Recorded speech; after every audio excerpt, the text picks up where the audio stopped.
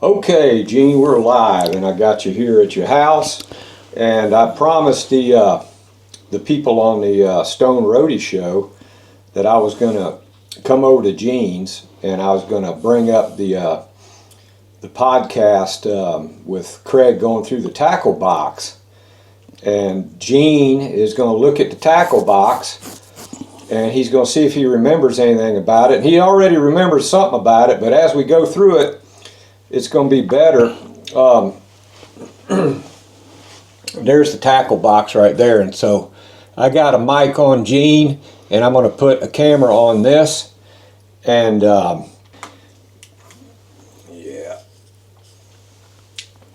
So Craig's going to go through the tackle box, and Gene's going to see if anything jogs a memory to him, and then I'm going to try to see if I can get close enough.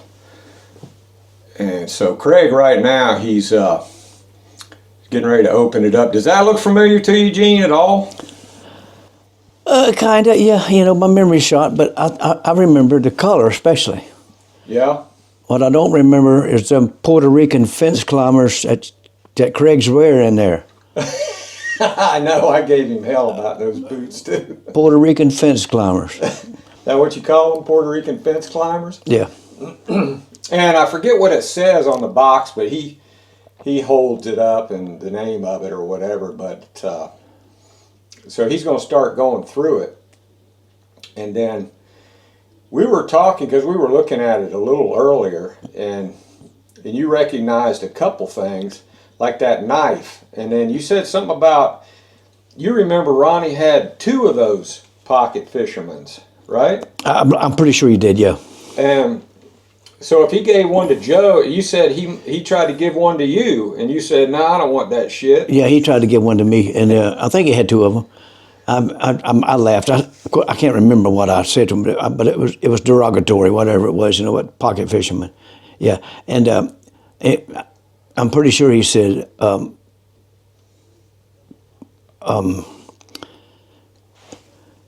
worse than that damn Joe Biden."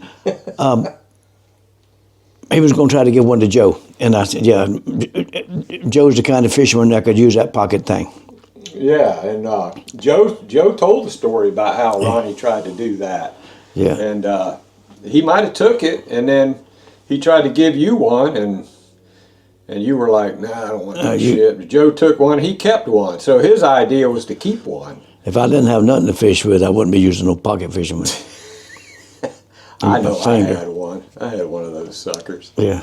But, yeah, so he's getting ready to go through it, Gene, and I'm going to see if I can't zoom in a little closer on it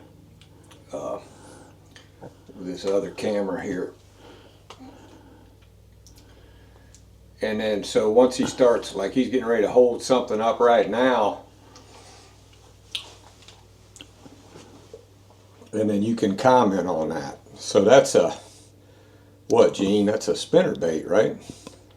Yeah, it's a spinnerbait, but I know I said something derogatory about that thing, you know, and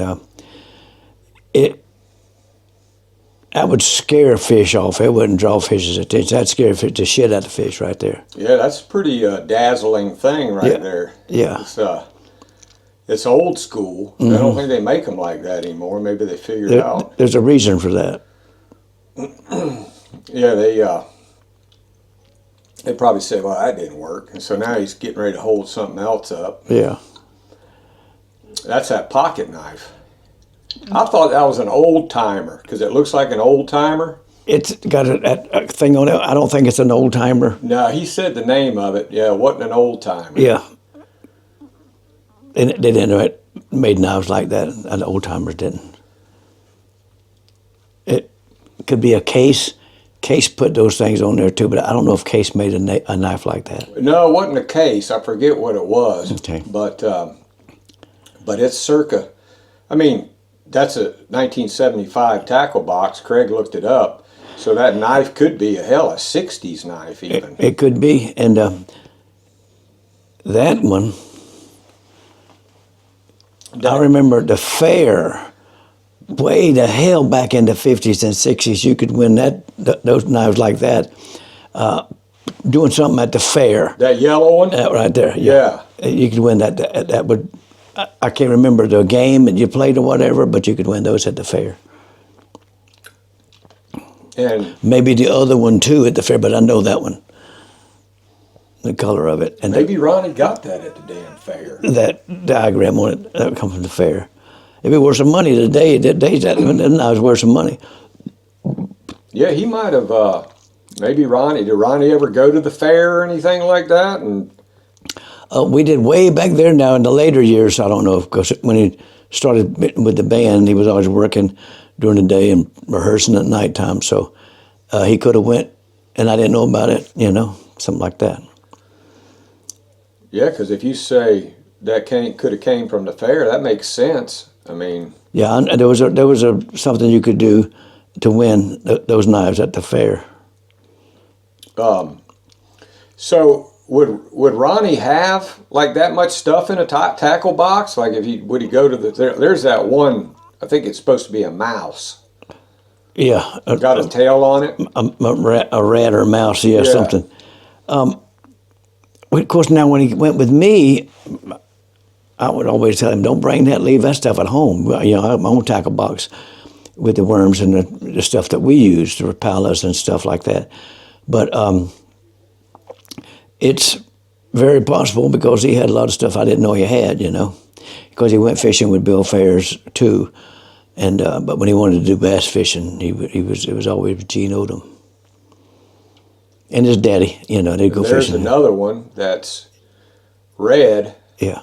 I can't tell if it's beat up or if that's the way it's supposed to look, or looks like there's some paint missing off of it. Well, if you're fishing for bass and bass hits them things and don't hook themselves, they'll leave their teeth prints, dragging their teeth across it, and you pull it out of their mouth, But would Ronnie use that kind of bait, that stuff?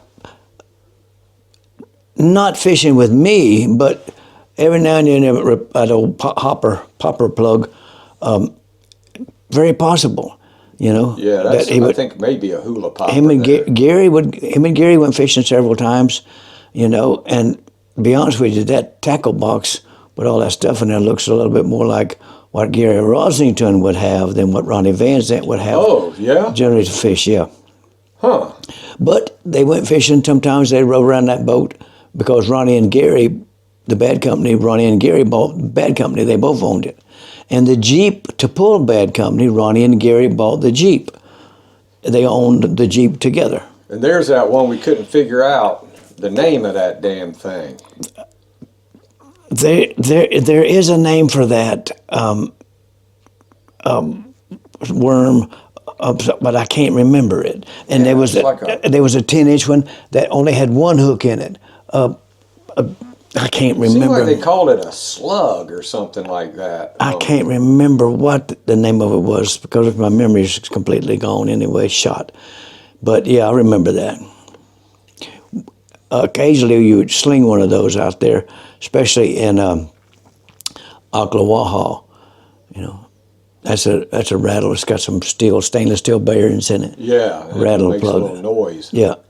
A little rattle. Rattled, yeah. I can't remember the whole name of it, but they rattled, Yeah, so it was probably Ronnie and Gary's box together. Very, very possible. That makes sense. Because it wouldn't be Ronnie and Gene's box because all that, I wouldn't have all that racket in my box, especially that pocket fisherman. Right, yeah. Now, very possible that is Ronnie. That says hula popper. That hula popper. On it. Yeah. It's very possible that tackle box belonged to Ronnie VanZant and Gary Rosington. That makes sense. The combination, like I told you, because the boat belonged to both of them. That makes sense. And the Jeep belonged to both of them. And they probably went together one day. They did on a couple occasions. And they went down and bought all that stuff. Mm-hmm. And I think that's another hula popper there or something similar. That was supposed to be a frog, a popping frog. Yeah, that is, isn't it? Yeah, I can't remember the name of it, yeah. But if I was a betting man, I'd bet everything I had that was Ronnie and Gary's tackle box. Wow, makes it even cooler. I'm telling you, guarantee it. And Ronnie probably said, I don't need two of these damn Popeil pocket fishermen's, and he just tried to give one to you, and you said, I don't want that shit. And then no. Joe said, all right, I'll take it, but he couldn't find it. What's Yeah, that? What is that thing? That's a It's like spoon. a spoon. That's what it's called. It's called a spoon. It's a spoon, but it's not chrome. No, it had another name, but that was a spoon. Yeah. Seeing that stuff in there and trying to relate back, I guarantee you that was Gary's and Rice tackle box. Yeah, That's makes no Rapala. Yeah. Guarantee it. That tackle box has been in bad company, hasn't it? I'll guarantee it. Yeah. Yeah. Guarantee it. So they took that out in bad company, and he probably had it on the plane in case. That's why he had that Popeil pocket fisherman, in case they saw a lake or something somewhere, and there's a split shot. Split shots. Yeah. Fluger. Remember those tins with the split shots, and now they come in a little bag. Yes, sir. Or a little round little thing that you dial it around to get, because I think there's one of those in there too. We always made fun of misspelling the name. It's PHS Fluger, you know. And those are egg sinkers, which you might use that cat fishing. Saltwater fishing, catfishing, Saltwater fishing, Yeah. There's a couple things in there, saltwater, that maybe they ran into something like that. Yeah.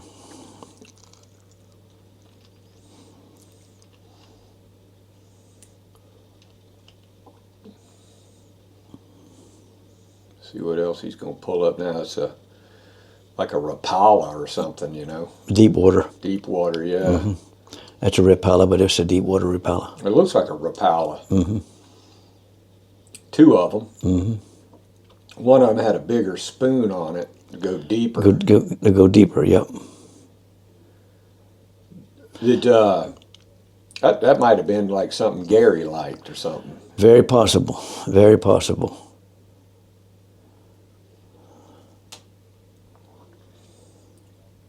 There's another hula popper. That's got a joint in it for the tail to flop around on it.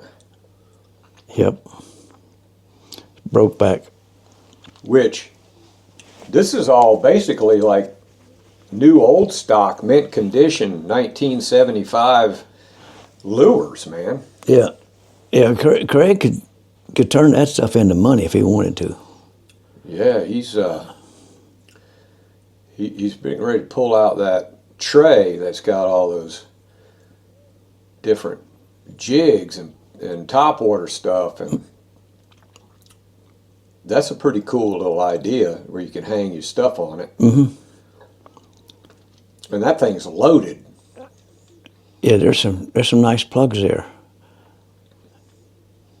It was pretty organized too, you know, the way they had it. You know, in my tackle box, you find a bunch of cut line in there and old rusty hooks and stuff like that, but that's about the neatest tackle box I've ever seen.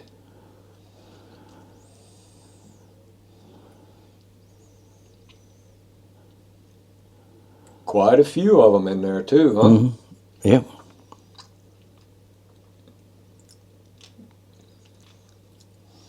But you weren't much of a, I mean, you used that stuff because when we went fishing, you caught a bass on a spinning bait. Yeah. You have to change around. Depends on time of the day or time of the year. You have to change around a little bit. Yeah.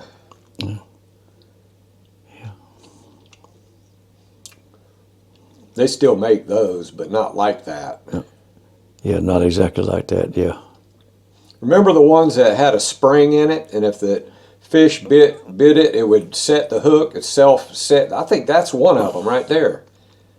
See the spring on it? Yeah.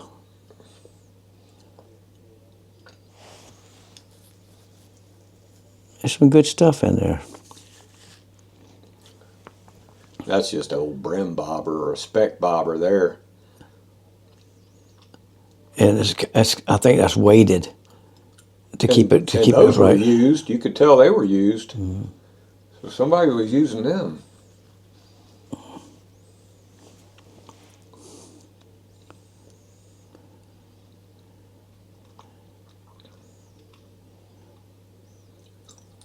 I told Craig, you have to watch the video to figure out where all that stuff goes. That was a insert to one of those. That's Mr. Mouse, Blimp's Mr. Mouse. You could probably look that up on the internet and see if they still make those or what that might be worth or whatever.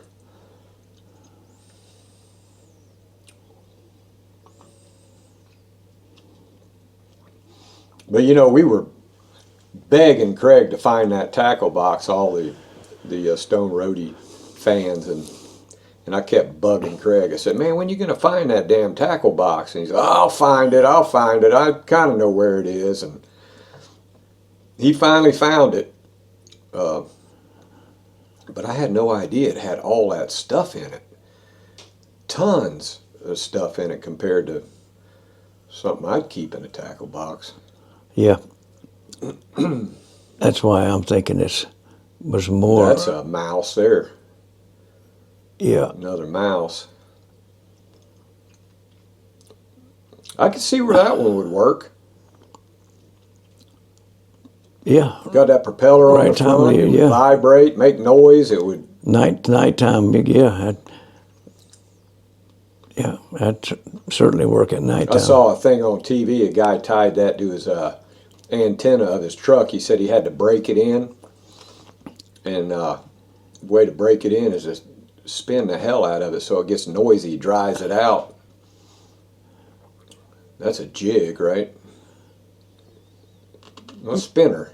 It's just like spinnerbait.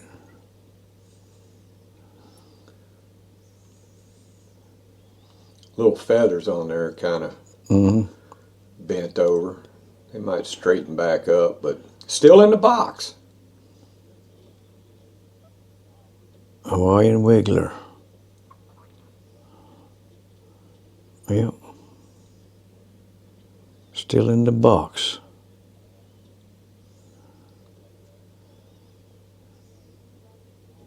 Spinnerbait's been around a long time. Trying to remember who some of the professional fishermen were back then. Bill Dance. Yeah, Bill Dance, and then what's that blonde-haired guy's name? Oh, I can't remember his name. Yeah, I know who you're talking he's still about. Around. Yeah. There's the Popeil pocket fisherman. Yep. And that rod part opens up and locks into position, which I think he's going to do that right now.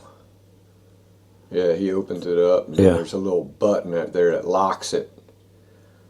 Gene Odom throw that in a damn lake. Oh, I'd leave that thing at home. It wouldn't go out there on the boat with me. I don't know, back then, did they have those two-piece rods? I think so. I think that might be the original. Who knows who tied that lure, that swivel on there? That might have been Ronnie himself tied that knot on that damn thing. Could have. Damn, could you imagine? A damn fishing rod with a knot in it that either Gary or Ronnie tied. Mm-hmm. That's some cool stuff there. Bring back a lot of memories. Yeah, don't it though? Shoot, I'm telling you. So cool, man. Pocket fisherman. Fits right in the bottom of that sucker. Mm-hmm. Now he's breaking out those worms. Renegade. They still make those, don't they? They make another, the same kind of worm, but I don't think they call it Renegade. And the ones that I fish with was Jim Bagley's old monster worms. That's what Ronnie called his big bass on. Oh, a Bagley. But Jim Bagley years ago. 9-inch worm? Jim Bagley sold out to Zoom years and years and years and years ago. They don't make those worms anymore. Wish I could find me a mold, I'd make them myself.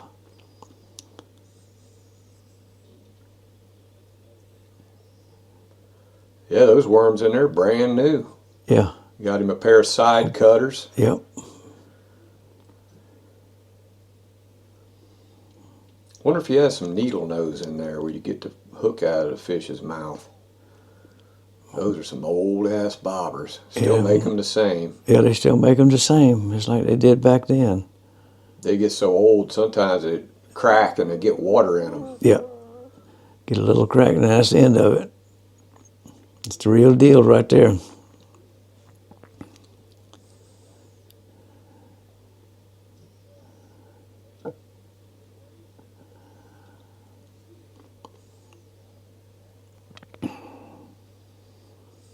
There's the little tray with all the different, probably different size brim hooks. You know, your smaller hooks, and then some sinkers in there too, I think. Yeah. Did Ronnie fish for brim? Yeah, we have, man. Yeah. There's a picture on the internet, him holding up a big old stringer of fish. That's right. That's right. Those were brim. Yeah. Like I said, Bill Ferris, Joe, you know, I wasn't the only person he'd go fishing with, but I was the only person he'd go fishing with. We didn't want to go bass fishing.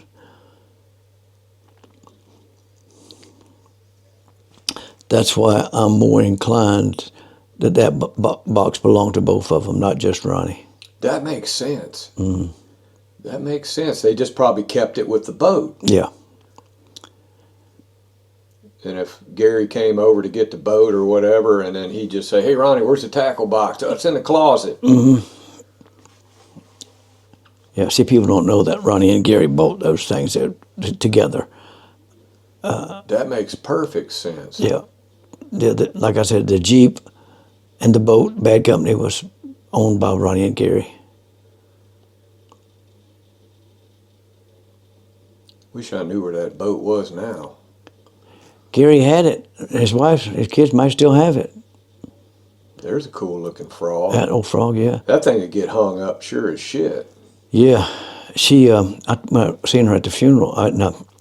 When I saw her and her daughters at the cemetery a month ago, I asked her, I said, "You still got the old boat? You still got the old Mercedes and his truck?" She said, "Yeah, oh yeah, we still got all that stuff." Oh, she did? Yeah. Oh, wow. Yeah. That's cool as hell. She still got the boat. Mm-hmm. What is that? A leader? It's a leader. Yeah, that's some saltwater shit there. Crappy rig. Yeah, it could be a crappie rig, yeah. Yeah. You guys did some crappie fishing, huh? Mm-hmm. What's he got there? That's some more hooks. Some hooks, as it looks like. That's the mercurochrome. That's the mercurochrome, yeah. You remember that, Gene? What'd you guys use that for? It's possible. I can't say for sure. I don't think it was for fishing, but It's banned now because it's got mercury in it. yeah. You want to have a bottle of that if you ever run into any nuclear waste or any nuclear bomb goes off. You want some of that. Yeah, what do you do with it? That Those are some bass short jigs. if you get a dirty bomb, whatever, that's what you got to have to stay alive. Mercurochrome and some other stuff. I can't think of the name of it in that now. But how do you use it though? You might have to drink some of it. No shit. You know. Kind of sucks up that radiation. That Navy SEAL buddy of mine, he told me a week or so ago to, make sure you got some of that stuff handy. That's showing like a pike. Yeah. A picture of a pike on that package.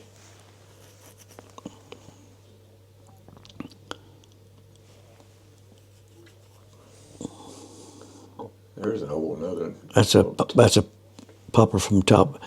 It's a jigger fish, and you snatch it, that thing pops. You use that jigger fishing? Yeah, you could use a jigger fish. It's called a jitterbug. Jitterbug. That's right. A jitterbug. Yeah. Mm-hmm. Yeah, I remember. Yeah, this. you pull it, and and it makes a bubble of water in front of it. Pops it. Yeah, jitterbug.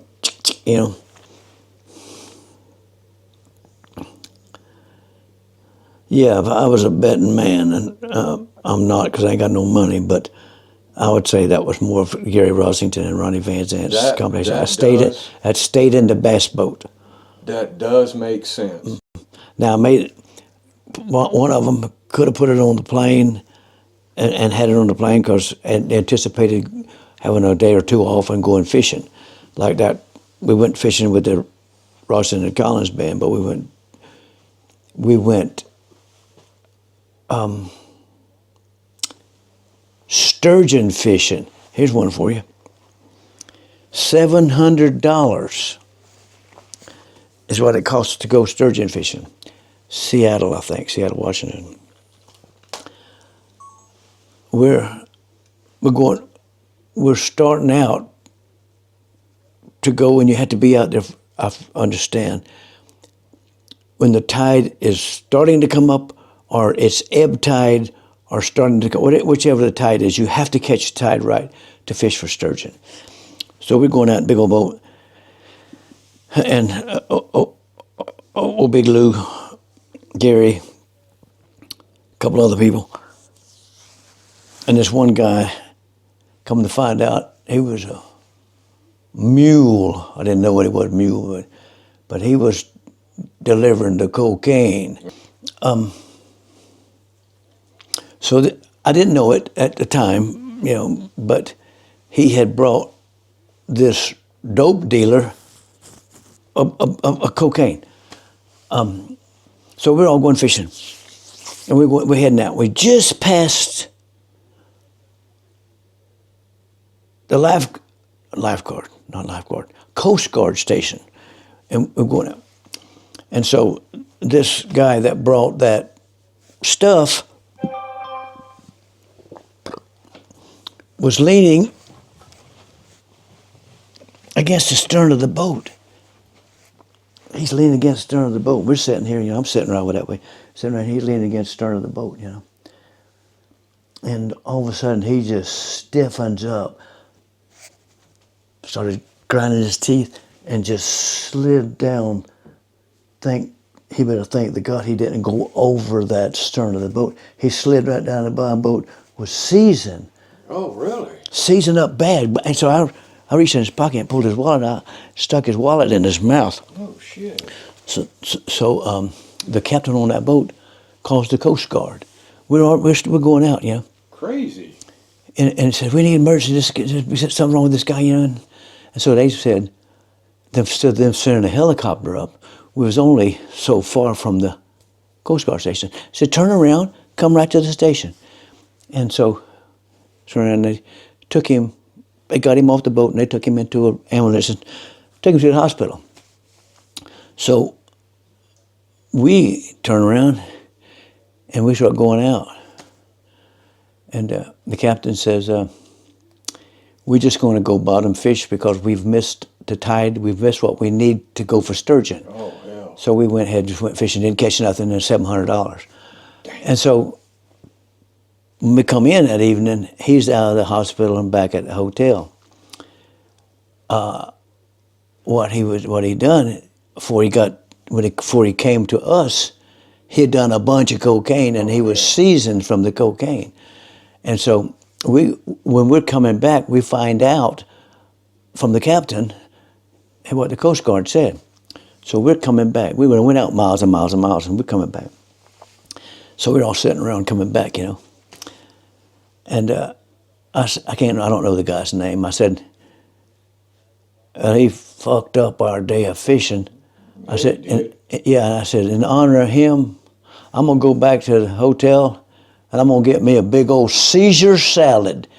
And everybody on the boat started laughing like it. Caesar salad. I said, in honor of that, somebody's having a Caesar salad. I'm going to have a big old Caesar salad, Gary. Everybody's right laughing like you. Tino, you're the only person to do. I said, yeah.